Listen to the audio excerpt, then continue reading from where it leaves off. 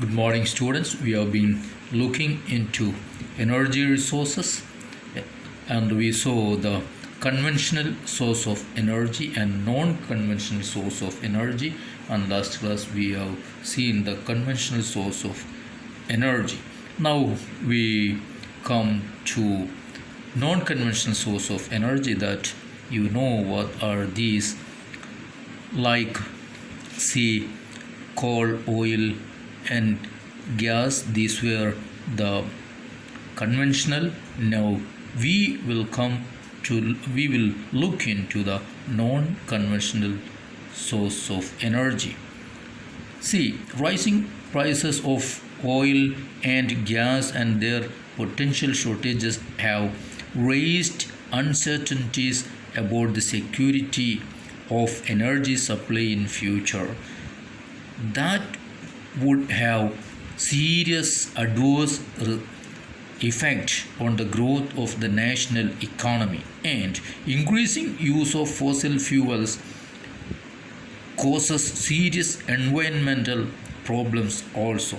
So there is a pressing need to use renewable energy or non-conventional source of energy like solar energy, wind, tide, biomass, and energy from waste material. These are non-conventional energy sources. So we are looking into that, and there is a pressing need for the need to switch into the non-conventional source of energy. We will look into what are the non-conventional source of energy that is available in India. First one, nuclear or atomic energy. Nuclear or atomic energy is obtained by altering the structure of atoms. When such an alteration is made, much energy is released in the form of heat, and this heat is used to generate electric power. Okay, so that's how the atomic energy is generated. Uranium and thorium are available in Jharkhand and the Aravalli ranges of Rajasthan. These are used for generating atomic or nuclear power. The monazite sands of Kerala shores also rich in thorium. This thorium is also used to generate atomic energy. Now we will come to next, solar energy. See, we have, or in India, we know that it's a tropical country. Ours is a tropical country, and there are enormous possibilities of tapping solar energy. See, photovoltaic technology converts sunlight directly into electricity. So this technology, the photovoltaic technology, is being used to convert sunlight into electricity. Okay, solar energy is fast becoming popular in rural and remote areas where big solar power plants are being established in different parts of India, which will minimize the dependence on rural households on firewood and cow dung cakes. Okay, that will contribute to environmental conservation and adequate supply of manure in agriculture. So we will come to next, wind power. See, India has great potential of wind power. The largest wind farm cluster is located in Tamil Nadu from Nagarcoil to Madurai. Other states which are having or generating electricity from wind are Andhra Pradesh, Karnataka, Gujarat, Kerala, Maharashtra, and Lakshadweep. Okay. Nagarcoil and Jaisalmer are well known for effective use of wind energy in the country. Okay, So that's all about wind energy. Now we will see the next one, biogas. And you might have heard about biogas.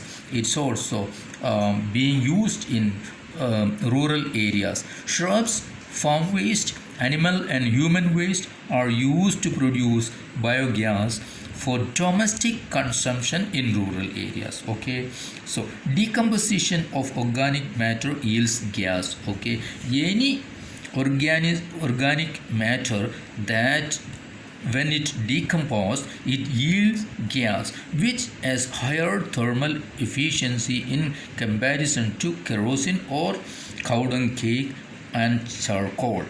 Biogas plants are set up at municipal, cooperative and individual levels. Okay, so the plants using cattle dung are known as gobar gas plants. Okay, means the biogas plants, if they are using cow dung as then it's called gobar gas plants.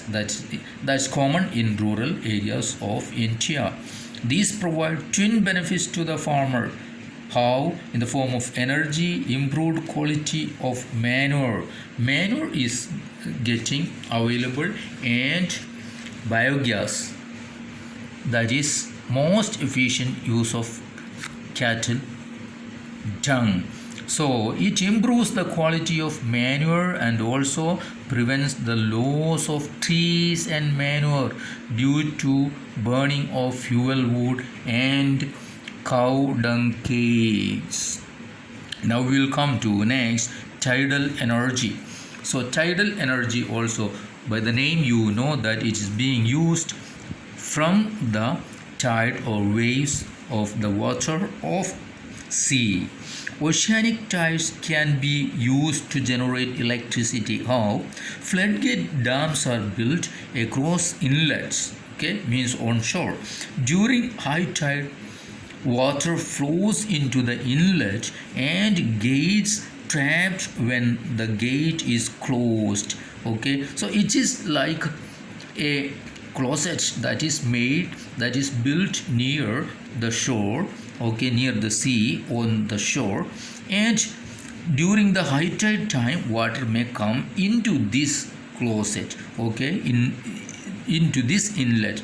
After the tide falls outside the floodgate, what's happening, what's done, the water retained by the floodgate flows back to the sea via a pipe that carries it through a power generating turbine. So the trapped water in the inlets is released back into the sea, that is through a pipeline, and that is going into a turbine, and then power electricity is being generated. So in India, Gulf of Kambak, Gulf of Kutch, both in Gujarat, and the Gangetic Delta in Sundarban, that's in West Bengal. These are ideal places to utilize tidal energy. Now come to geothermal energy. What's geothermal energy? Geothermal energy refers to the heat and electricity produced by using the heat from the interior of the earth. How it's happened? Actually, it is coming from we utilize the hot spring. Okay, geothermal energy exists because the earth grows progressively hotter with increasing depth. When you go down into deep from the earth's surface, it is becoming hotter and hotter. Okay, where the geothermal gradient is high, means the variation, high temperatures are found at shallow depths. Okay, so groundwater in such areas absorbs heat where the sea temperature is very high, and underneath where the groundwater absorb heat and from the rocks and and it becomes very hot. So It's so hot that when it rises to the earth's surface, it turns into steam. Understand? The water, the groundwater, it is heated, and when it comes out of the earth's surface, come onto the earth's surface, it is becoming steam means because of the temperature, the water becomes steam. This steam is used to drive turbines and generate electricity. Okay, there are several hundred hot springs in India which could be used to generate electricity. So we have two experimental projects that's in one is Parvati Valley near Manikam in Himachal Pradesh, and the other one is in Puja Valley, that is in Ladakh. Now we will come to the last portion, last topic, that is conservation of energy resources. See, energy must be conserved. It must be preserved because energy resources, these are not renewable mostly what we are using, so we have to conserve. For it is necessary everywhere, and from the time of independence we are using it increasingly. So okay, at the like this, see, in this background there is an urgent need to develop a sustainable path of energy development, means promotion of energy conservation and increased use of renewable energy sources are the twin planks of sustainable energy. We have to use renewable energy. Okay, so for that, what can we do? See, we have to adopt a cautious approach for the judicious use of our limited energy resources. For example, as concerned citizen, what can we do? We can do our bit by using public transport systems instead of individual vehicles, switching off electricity when not in use, using power saving devices, and using non-conventional sources of energy. After all, energy saved is energy produced. So that's the end of the chapter.